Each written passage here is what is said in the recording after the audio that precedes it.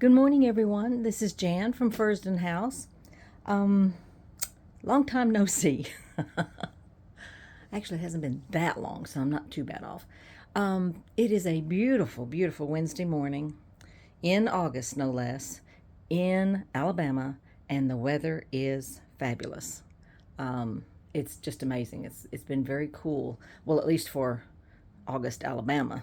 Um, I think it's about 82 now. I actually have the doors and windows open. It's a welcome relief. It's been like this all week. My husband got up and went for a walk about 6 o'clock on Monday, and it was 69 degrees, which is amazing. And these, of course, are in Fahrenheit for my people over there in England and other places where they talk about centigrade. But they've been having some heat over there too in England. It's like, yikes, very hot. So, anyway, I wanted to just get started. This is a something that I have wanted to do for years and years and years, and kept gathering stuff over the years. And it's not a journal so much as it is a sewing album. Um, and I have gathered things that are antique and vintage.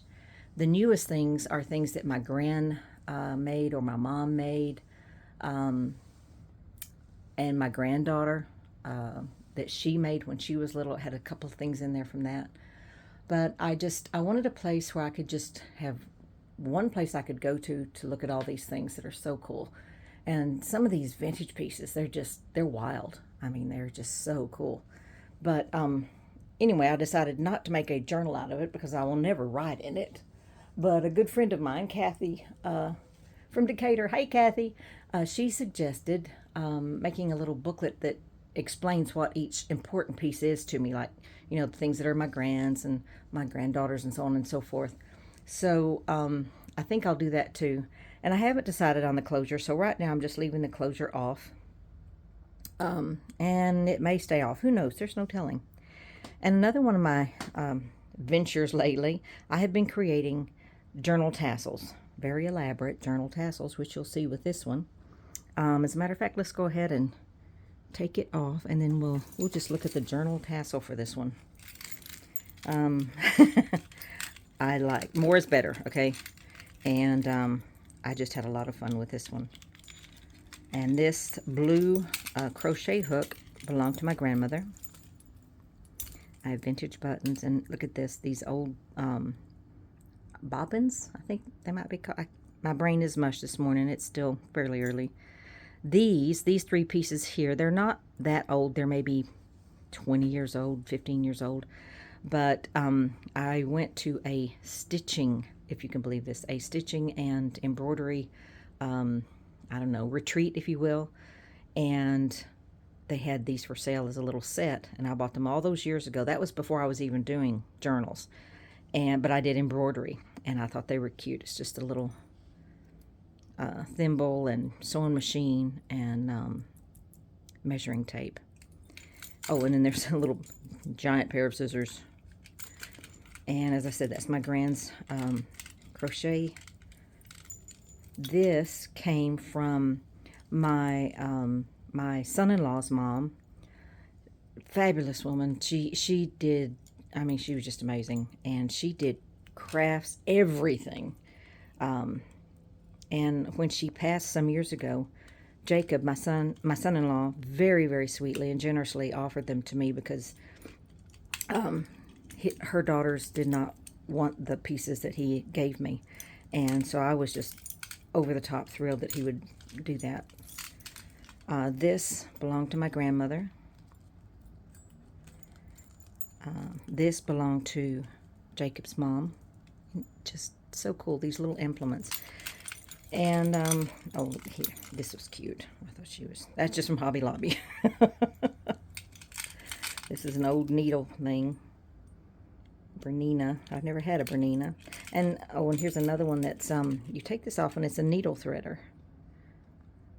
So that's really cool. And then, of course, little bitty buttons. Those aren't old, those are new. Now, this is a very old spool. You can see some of the writing on it that's been engraved in it, I guess. So it's about, what, 1950, 60, somewhere in there. but I just made a little charm out of it and wrapped some fabric around it. And this is some of the embroidery thread I used to use. I used to embroider quite a bit in the, goodness, about 2005 to 2010, somewhere in there. A lot of embroidery. Now I can't even see the holes to put the fabric in, or the holes to put the stitching in. It's, yeah, well, it's called age. And I'm blessed to have age, so that's all good. But anyway, that's the tassel that I made for this one. More on tassels later. I may end up selling them in the future, but right now I've been making them and thinking, oh, I'll sell this. No, I like it too much, so it's going on my journal. So anyway, what can I say? This monster, I'm just so thrilled with it. I didn't recreate the spine, I just reinforced it. I didn't want to take out all of the pages because this is a Victorian, about late 1800s, early 1900s. It's just fabulous, as you can see. It's just amazing. And let's see, let's go with the measurements. 9 across, almost about 11 3/4. And it's a bit of an alligator mouth. It's about 4 1/4 inches high on this end. And on that end, it's about 2 1/4. But the reason it's a gator mouth is that I did not want to break down the individual pages out of it. So I kept the spine as is, but I reinforced it with this fabric, which I've had for ages and I've always loved it. There's the reverse. Just beautiful. And it's got this on here. And I may incorporate a closure with that. I'm not there yet. The first thing I did was to take out, it had decorative pages and it had plain pages. You know, the thick photo pages. And on the decorative pages, there's flowers and everything. Well, the first thing I did to make room for all my stuff, and this isn't even all of it, sad to say, I took out the extra pages. And then I went in and decoupaged each individual page that was decorated because I wanted to preserve them. So I decoupaged those. That was a pain because they weren't out of the book, so I had to do it page at a time, give them 2 coats, and wait 1 coat dry, and it was a long process, but it paid off. And so here, once my brain settles down, I'm going to write something about the book, I think, but we're not there yet. So let's just go ahead and get started. And again, this is not a journal, it is an album. It is a sewing album.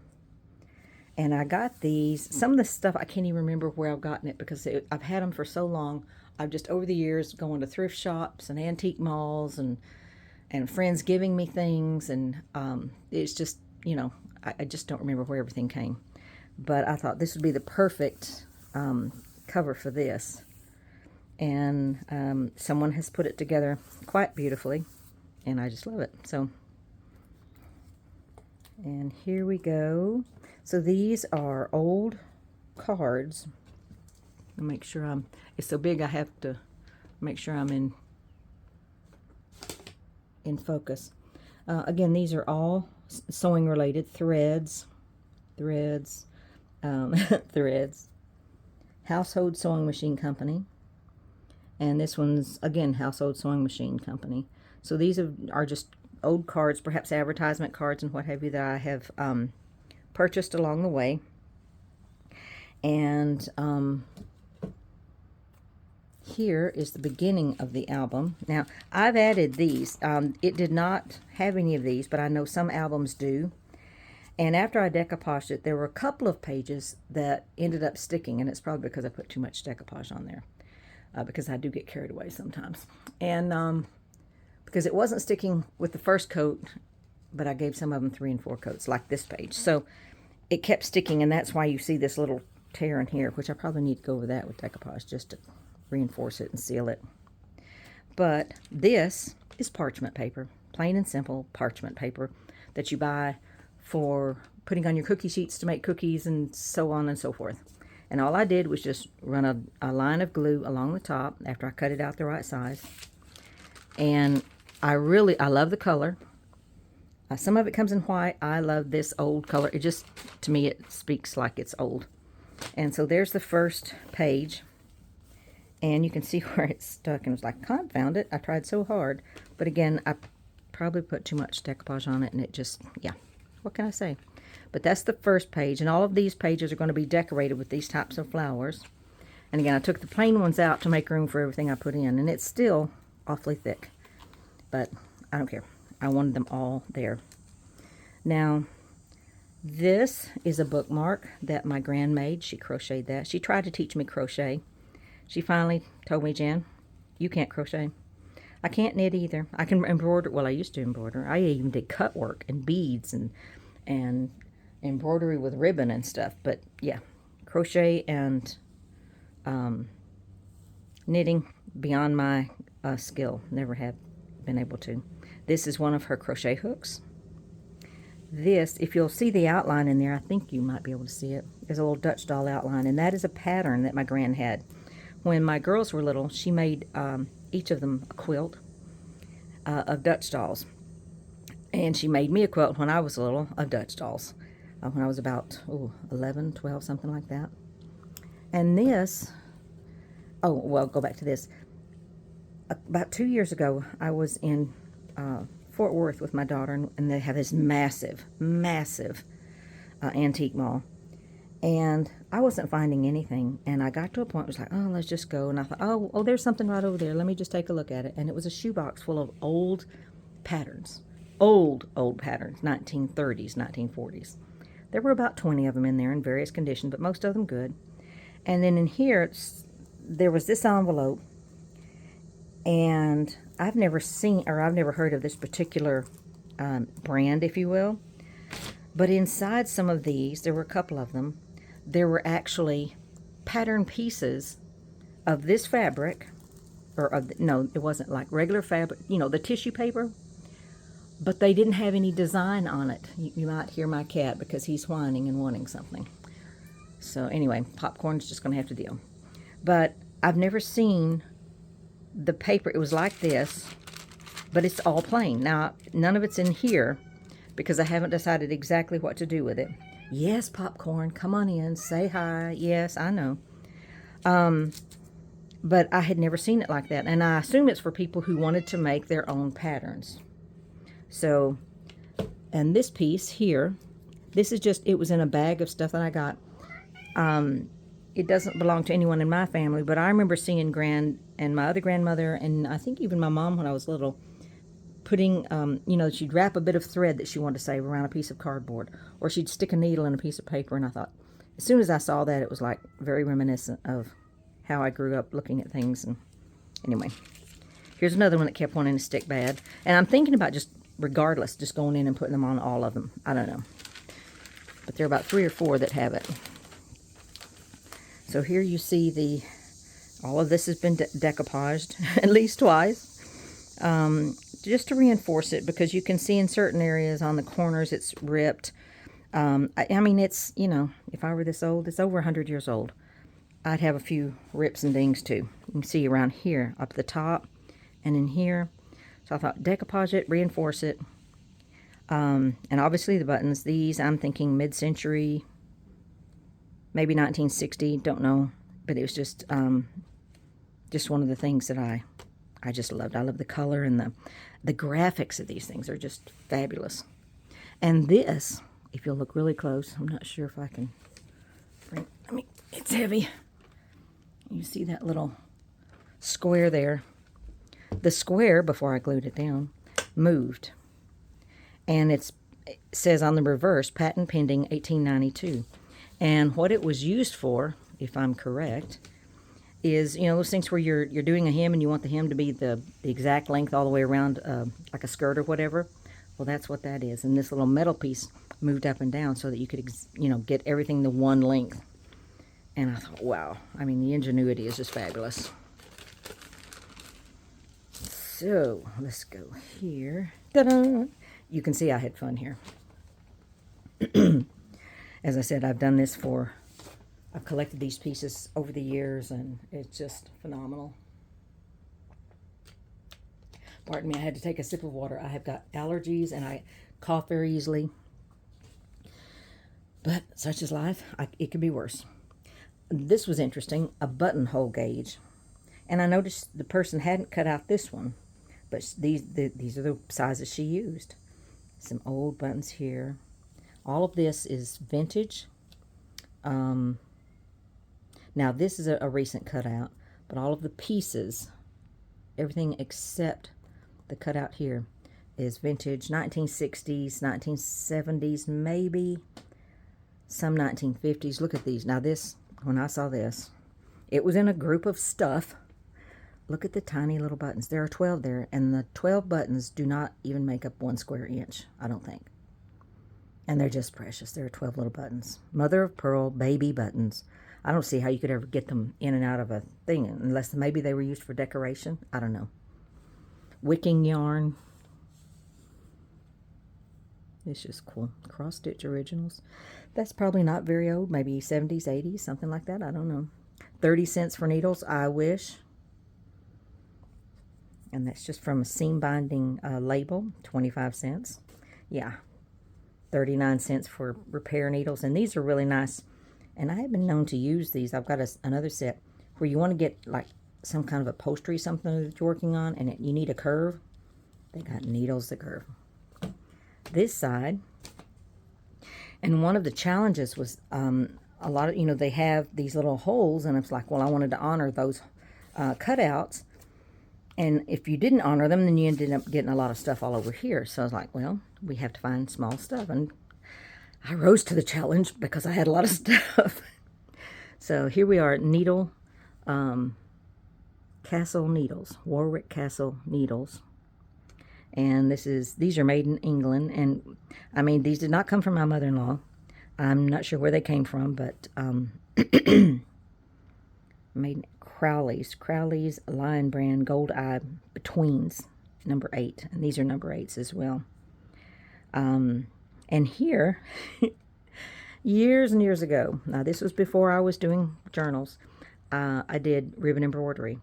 And I remember taking a class, I think it was at Michael's, and they were teaching you how to make these spider roses. And I made my first spider rose and then tucked it away somewhere. And later on I used it in embroidery pieces. But this one is the original. That's my first one. And I was so tickled with it. And I thought, it's time. I pulled that little puppy out and used it. So there it is. Vintage buttons here. Fun, fun, fun. I love looking at this. I could just spend hours looking at this.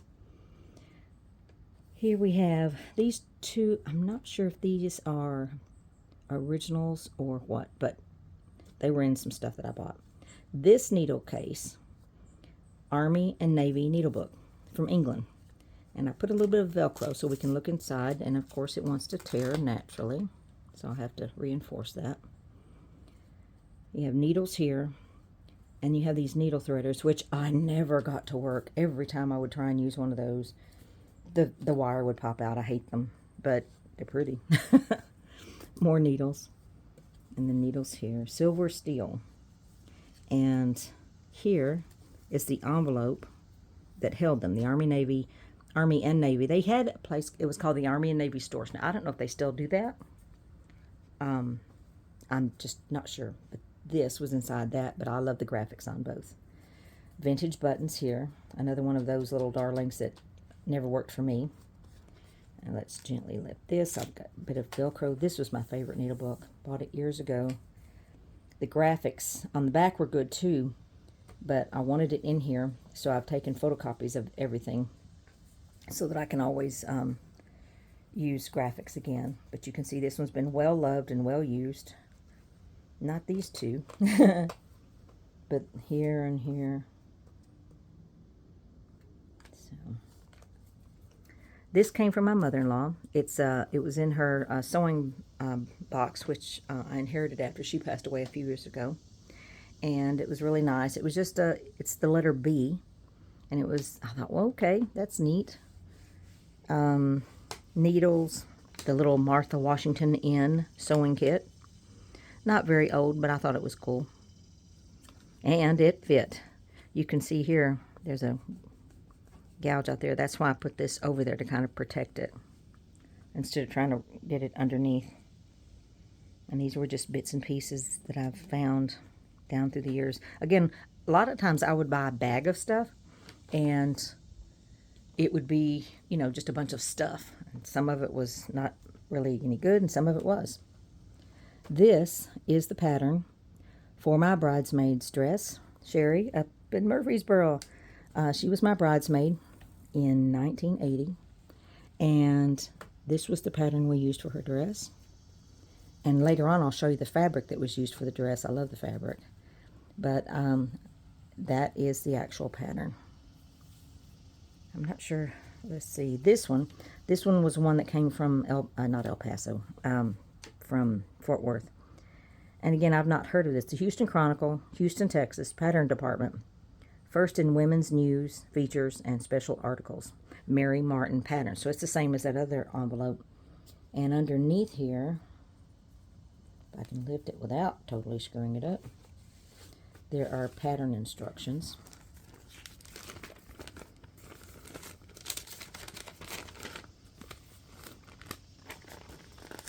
And it's just really neat. Mary Martin sew chart. And then here, and that was for the dress that it was for. And apparently you would send off for these patterns, and they would come to you in the mail. This one was addressed to Mrs. W.M. Head in Houston, Texas. So I just left that open down there. And it came from New York. This page, this little thing, it's a little needle keeper, and my granddaughter made it. Now she's 23 next month, but she made this. She's very crafty herself and likes to do things like this. And after she did it for about 5-10 years after, I thought, oh man, why did I let her have those buttons? I love these 3 buttons, but I did not take them off. I just want you to know I did not take them off. I want to show you something right quick, which she did. She is very talented. She can crochet. She made these recently for me for a Christmas present. And I'm like, oh my gosh. I was just amazed. So, anyway, she is very talented. And you'll see some other pieces that she did. But she was little when she made this. Maybe, I don't know, 6, something like that. These buttons here I just put in for decoration. And here we have, let me make sure this is laying down properly. These are 2 of the Dutch dolls that my gran had made herself, and then they were left over from the blankets. We still have the blankets that belong to the girls, but these are 2 of them. I have a few of these, probably 6 or 8 maybe, and I just love them. And she did, I remember she made the girls little aprons with little Dutch dolls on them and a quilt and things like that. And this is another of those envelopes, but it was cut in half, but I didn't want to throw it away because it was so cool. But inside is my gran's tape measure, and it is so fragile. I mean, it's so close to falling apart. I thought, I can't have it out in the open, and this was the perfect place for it.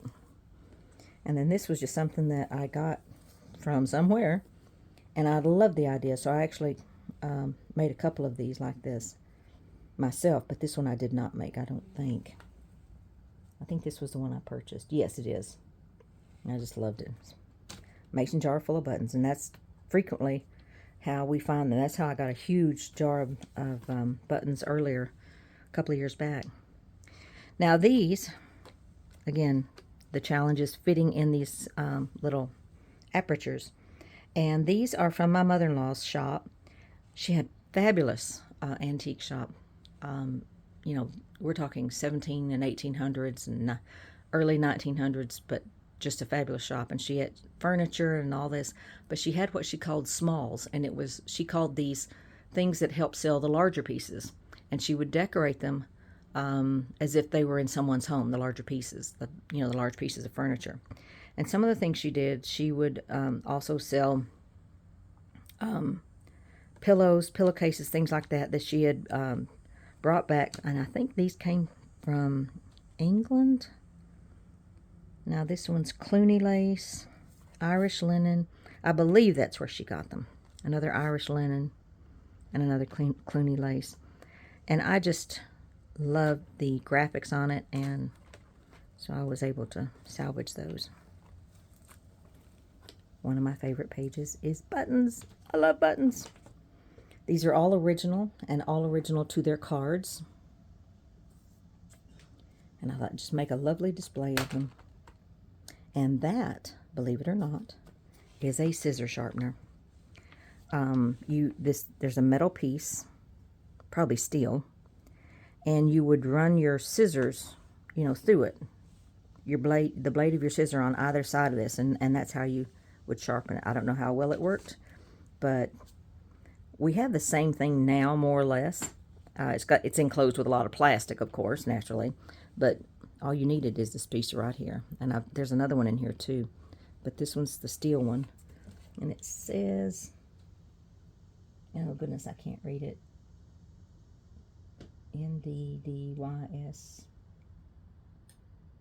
No, can't read it. And that's another thing I need to do, is to take pictures of this close up so that I know exactly what everything says. Vintage buttons, snaps, and I thought, I don't care if some are missing. They came from sewing boxes, and that's very special to me. And so the graphics are beautiful, so I just do it. And so I did that throughout when, like here's another instance. Buttons missing, but it's like, who cares? There's still buttons there, and the graphics are cool. I love this color. I started to use those on a journal, but I said, nope, I'm not taking them off. An old buckle, 70 cents. That should tell you something. Guaranteed washable, 58 cents. Kmart. Haven't seen anything from Kmart in I don't know how long. Here we have another one. Now this one, it had two cutouts, but this one was very bad condition. And I thought, okay, how can I fix it? And I had this button card, and I thought, all right, that's it. That's what I need, right over the top of it, and that would protect it as well. And it wasn't interfering with the beautiful flowers either. This, it was just in a bag of stuff. I don't know if someone drew it or if it was an advertisement or what, but it fit, and I've saved it, and there it went. And again, vintage buttons, 1950s probably, if I'm correct. Here we go. Now this one didn't have, it was just the card, but I love the card. Paris, 25 cents for 1 yard of 3/4 inch, and I think, if I'm not mistaken, it had a bit of like old elastic on it, and the elastic was literally falling apart and disintegrating literally every time you touched it. So it's like, take that off and get rid of it. There wasn't much on there anyway. This is another, and this is what surprised me. Compliments of your Tupperware dealer. Use this side only. And again, it's the same concept. It's an amazing scissor sharpener. And there's the little metal piece, and it says, draw scissors across bar with slow, firm strokes as if cutting the bar. So, there you go. Rick Rack, 15 cents, 29 cents for seam binding. This was a little, it was a magnet. It's old, but it's not that old. Probably from the 80s, maybe. But it had a little magnet on the back, and I think a little, I don't know, some kind of paper attached? I'm not really sure. Maybe it's just a magnet, just for looking pretty. But it's a sewing box, so I had to have it. 15 cents, I think, is what I paid for it. And here, people used to do this for advertising, because we didn't have the internet. Nothing is new under the sun, people. Join the family fraternity now. And it's field representative, Women of the World Life Insurance. And it opens. And there you'd have some, there the needles are still in there. Yeah, there you see tiny needles. The kind I used to use when I could see the little holes and thread silks through there. And yeah, that's days long gone. Here's another one that wanted to stick. But I think I am going to put these on all of the top ones. You know, you don't need them on both sides. But I love the look of it anyway. And a lot of albums have them already. The old ones do. Again, Isabel did this, her butterfly, and she did the beading. I mean, she did everything. And I was like, that's so sweet. And it's been stuck in a drawer for ages, and finally I got smart enough to get this one done. Little vintage buttons, 1950s, 1960s, probably 60s. So much fun. Here we have, now this needle case, or needle, whatever you want to call them, pouch, needle assortment. It's not that old. I think it's from the 80s. But my gran and I were together in a place that doesn't even exist anymore. And they had like a big bin of all of these. It's like they were trying to get rid of them or giving them away. I don't know, but we got one. And so that's why that one's special to me. Snaps. $1.20 for all of these snaps. Hooks and eyes, 15 cents. And again, you know, I would recommend if you have stuff like this and pieces are missing, use it. You know, it looks great. Beautiful bias trim, 19 cents for 24. No, I'm sorry, not 24. 2.5 yards for 19 cents. So pretty. More snaps, 10 cents. Here's a collection of mother of pearl and plastic. I think some of these might be, it's the early plastics. These are all vintage, except for these. These are antique. These are bone. And yes, people actually used bone to make buttons. And those are my collection of bone buttons. And these are, again, plastics and mother of pearl. Love them, love them. Oh, this is interesting. Now this actually, I just put that underneath. Simple garment making, issued by direction of the Honorable G.H. DeVries, Minister for Public Instruction. And what it is, Department of Public Instruction in Queensland, Australia. It was in a package of stuff. And Nigel's aunt lived in Australia for the majority of her life. And I thought, oh my gosh, I have to do this. Here we go. And I wrote this in here. I looked it up on Google. Thank you, Google. Honorable G.H. DeVries served as the Minister of Public Instruction in Queensland, Australia from 1950 to 1956. So, I thought, how can we make this work? Aha, this is how we make it work. So if you have sewing booklets or something that you want to showcase and you want to be able to open them, just run a ribbon. And of course, I'm all thumbs this morning. But just run a ribbon underneath. Close it on the top. Voila. Another piece by my granddaughter Isabel, 2011. So she was what, 9? I think 9, 10. Yeah, she was 9 here, and I just thought they were so cute. That was probably the last piece she made. Then she just got kind of tired of it, but we enjoyed it while it was happening. And then these pieces here are from my grandmother on my father's side and my great aunt. And they had these pillowcases. I have tons of this stuff. Tons of it. And it was on all kinds of pillowcases. Colors, different colors. And then they would embroider the pillowcase itself. It's just amazing what they've done. I need to do a book of just that, but we're not there yet. This is, you know, I got this close. Okay. These. Oh my gosh. Yard sale. Believe it or not, a yard sale. Now, they're not glued down. I've used Velcro so I could, on the tips here. I was going to leave them loose, but every time I raised the page, they went flying, and it was just a mess. And I thought, well, they'll end up snagging. So I've used tiny pieces of Velcro. And then here you can see very vaguely there's a large running stitch, a very large one, just to hold it onto cardstock, and then glued the cardstock down on the page. So that's protecting it so that they can be removed. But I just, oh gosh, can you imagine wearing those? I know, you know, if you had to wear gloves and a hat all the time, I'd probably not like it. But if it was what you were used to, but they're so pretty. Here is a piece of lace that my grandmother had. Here is the fabric I told you earlier about my bridesmaid's dress. This was what it was made from. My gran, ever thrifty, she took the fabric that was left over and made napkins and various and sundry things. I think an apron too.